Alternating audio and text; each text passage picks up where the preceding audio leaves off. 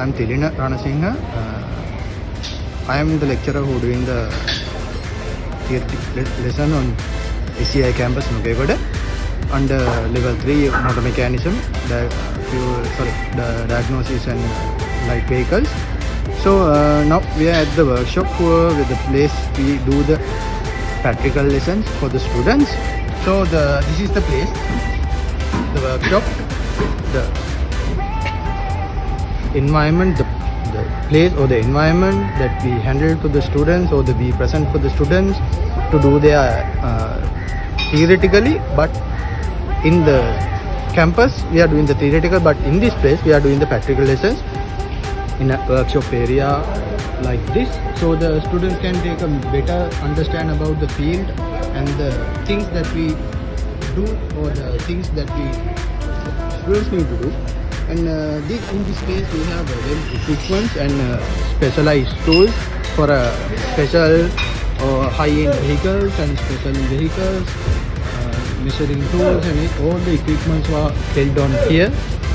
So the staff also friendly and they give the full effort and their help to our students and our people.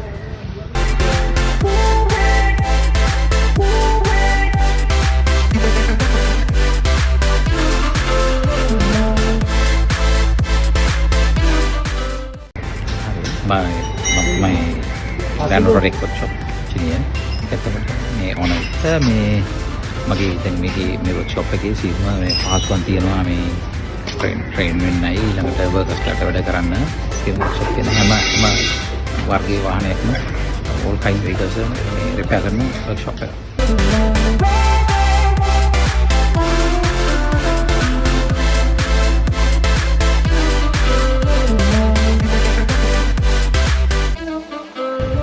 මම වසන්ත එන්නකෝන් grand ආයතනයේ workshop engineer.